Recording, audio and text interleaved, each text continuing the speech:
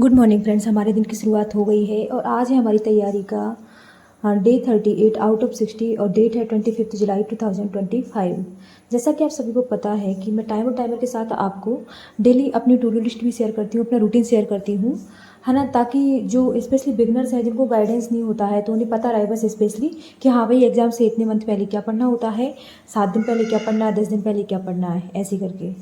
जो मुझसे जुड़े उन्हें पता है, पहले मैं गाइड की मॉक लगा रही थी तो उसमें मेरे अच्छे खासे मार्क्स आ रहे थे, रेगुलर 70 को टच कर रहे थे। लेकिन फिर मैंने के मॉक लगाना शुरू किए तो ये भी मुझे पता है कि ये मॉक भी मेरे सैचुरेशन में आ जाएंगे, मेरे 50+ मार्क्स आने लग जाएंगे। जब मैं 3 4 5 मॉक लगा लूँगी ना तो ऑटोमेटिक मतलब मैं इससे यूज टू हो जाऊँगी इस पैटर्न से, जैसे कि हाँ भाई इतना लेंदी आरसी आता है कि इस तरह के क्वेश्चन आते हैं। क्योंकि अभी ना मुझे ऐसा लग रहा है कि 2 साल पहले ना, मतलब 1 से 2 साल पहले एसके का और गाइडली का लेवल एग्जैक्ट सेम रहता था मॉक का, बट अभी गाइडली का थोड़ा सा लोअर साइड लग रहा है मुझे एसके की अपेक्षा, है ना।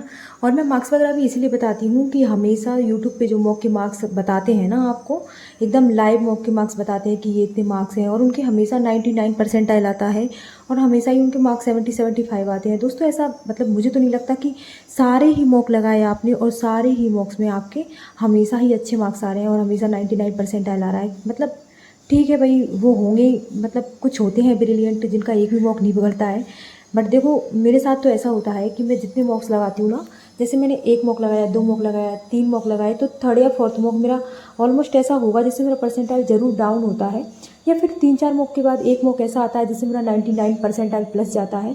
तो ये ना अप्स एंड डाउन्स चलते रहते हैं। वो इसलिए चलते हैं कि कभी कभी पूरे मॉक में ना मोस्ट ऑफ द जो पैटर्न आता है ना वो ऐसा आ जाता है जिसमें हमारी पकड़ नहीं होती, और कभी कभी मॉक टफ होता है बट चीज़ें ऐसी आ जाती हैं जिन पे हमारी पकड़ होती है तो उससे हमारा परसेंटाइल अच्छा आ जाता है।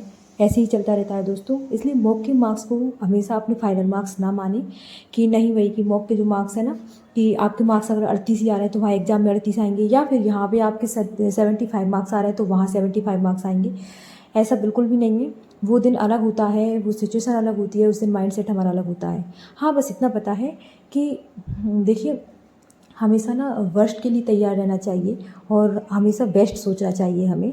तो वर्स्ट के लिए तैयारी करो, बहुत अच्छे अच्छे लेवल के मॉक लगाओ जिससे कि हमारा लेवल हमेशा अच्छा रहे, और जब हम वहाँ पे जाए ना तो जैसे कि हमें पैनिक ना हो कि ये कैसा क्वेश्चन आ गया। इसलिए मतलब मेरा मानना है कि जो आरसी है ना वो लेंदी आरसी हमें सॉल्व करनी चाहिए, जो एसके में होते हैं, एसके के मॉक में होते हैं इंग्लिश में। और जो अरिथमेटिक के क्वेश्चन है वो हमें अच्छे अच्छे लेंदी करनी चाहिए, वेरिएबल बेस्ड करनी चाहिए, जो एस के और गाइडली दोनों के में होते हैं। और पजल भी हमें वेरिएबल वाली सॉल्व करनी चाहिए ताकि वहाँ पे ना हमको कुछ भी ऐसा अजीब सा ना लगे देखकर। ठीक है दोस्तों, तो बस इसीलिए मैं बताती रहती हूँ। और हाँ एक इम्पोर्टेंट बात ये है कि अभी भी जो 3 4 5 महीने से तैयारी कर रहे हैं या फिर कुछ मतलब कि मॉक में मार्क्स कमा रहे हैं तो बच्चे क्या इस टाइम पैनिक करने लग जाते हैं, क्योंकि अगर फर्स्ट एग्ज़ाम 17 अगस्त को होता है तो मतलब कि ऑलमोस्ट 20 या 21 डेज ही बचे हैं हमारे पास। आप दोस्तों पैनिक मत कीजिए। पैनिक इसलिए मत कीजिए क्योंकि हमारा जो दिमाग होता है ना वो हमेशा नेगेटिव थॉट्स को ही मतलब कि प्रायोरिटाइज़ करता है ना, और जो पॉजिटिव थॉट्स होते हैं उनको दबा देता है। मतलब आप देखना कि अगर आप एक नेगेटिव चीज़ सोचने लग जाओगे ना तो आपके दिमाग में मतलब कि हज़ारों नेगेटिव थॉट्स आ जाएंगे। जैसे कि हमारे ऊपर जब कुछ मतलब हम जब दुखी होते हैं ना, दुखी, तो हमें सारे दुख याद आ जाते हैं, हमारी 4 साल पुरानी, 3 साल पुरानी, 2 साल पुरानी। लेकिन हम जब खुश होते हैं ना तब क्या आप खुशी के और भी मोमेंट याद करते हो? नहीं, आप उस टाइम खुश होते हो ना तो आप उसी मोमेंट को जीते हो। बस यही था, मैं यही कहना चाह रही थी कि जैसे मॉक में मार्क्स कम आ रहे हैं ना तो आप कुछ ही मत सोचिए। और हाँ एक इंपॉर्टेंट बात, 20 डेज़ बचे हैं अब प्रीलिम्स के, तो आप कुछ भी नया मत सीखिए। नए इन द सेंस आप ये मत सोचिए कि अब आप ग्रामर को कवर कर लेंगे, ना ही आप ये सोचिए कि आप अर्थमेटिक सारी टोटल कवर कर लेंगे। मत सोचिए कुछ भी। देखो जो छूट गया है ना उसे छोड़ दीजिए। और वैसे भी प्रीलिम्स में ना अगर आपका पूरा सिलेबस कंप्लीट नहीं है ना तब भी आप क्वालिफाई कर जाओगे।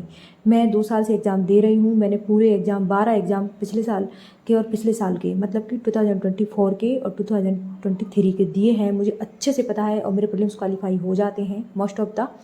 देखो जब दिन ही अच्छा नहीं हो तो कुछ भी क्वालिफाई नहीं होता फिर तो, है ना। तो मैं अपने एक्सपीरियंस से बोल रही हूँ कि सब कुछ प्रीलिम्स के लिए सब कुछ कवर करना ज़रूरी नहीं है। जैसे अर्थमेटिक है ना, तो आप बड़े बड़े चैप्टर कवर कर जाइए, जैसे परसेंटेज, रेशियो, प्रोपोर्शन, वो कवर कर लीजिए। हाँ, ट्रेंड कवर कर लीजिए, boat and stream, SICI cover कर लीजिए, और एक एज का क्वेश्चन जरूर आता है, एक एवरेज का क्वेश्चन आता है। तो ये क्वेश्चन आप, ये 5-6 जो टॉपिक मैंने बताया ना, इनको कवर कर लीजिए, आपका हो जाएगा। इनको अच्छे से कवर कर लीजिए ताकि इनमें से कोई भी क्वेश्चन आता है तो वो डुएबल आता है, आप उसे कर लें। ठीक है, मैं एक बार और बता रही हूँ, परसेंटेज, रेशियो, प्रोपोर्शन कर लीजिए, एज का क्वेश्चन आता है, एवरेज का क्वेश्चन आता है, SICI कंप्लीट कर लीजिए, और ट्रेंड और वोट एंड स्ट्रीम कर लीजिए। ठीक है, हाँ, टाइम एंड वर्क, और एक टाइम एंड वर्क कर लेना। ठीक है, ये टॉपिक है बस। अगर आपके पास टाइम नहीं है और आपने अर्थमेटिक पूरी कवर नहीं की है, आप इनको कवर कर लीजिए बस। ठीक है, और उसके बाद इंग्लिश में आप ग्रामर के पीछे मत पढ़िए, आप तो बस सिर्फ ना मॉक लगाइए और आरसी पे पकड़ कीजिए, ताकि आप आरसी को वहाँ जल्दी से पढ़ के एक बार में समझ के, जो आरसी के 7 से 8 क्वेश्चन आते हैं ना, तो कम से कम आप उसमें 5 से 6 क्वेश्चन को सही कर पाओ। और इतना ही मार्जिन चाहिए होता है हमें, तो कुछ भी मत कीजिए, आप जितना आपने कर लिया उसको रिवाइज कीजिए और अच्छे से प्रैक्टिस पे ध्यान कीजिए, और जो वीक टॉपिक है ना उसकी अच्छे से प्रैक्टिस करते जाइए। जैसे कि आप किस टाइप की पजल में वीक है उसकी प्रैक्टिस कीजिए, मिसलेनियस को कवर कीजिए, ये सब करना है बस। पैनिक मत कीजिए, बस पढ़ते रहिए ढंग से। ठीक है दोस्तों, यही था आज के लिए। और अभी आज मैं बोट एंड स्ट्रीम कवर कर रही हूँ, उसके बाद बोट एंड स्ट्रीम का मैं एडवांस लेवल कवर करूँगी। मैं पहले ही बता दूँ, मेरा फाउंडेशन कंप्लीट हो चुका है, और मतलब मुझे कहीं अर्थमेटिक के क्वेश्चन मुझे दिक्कत भी नहीं आती है। बस मैं इसलिए इनको रिवाइज करती रहती हूँ बार बार, क्योंकि पकड़ बनी रहे इन पर।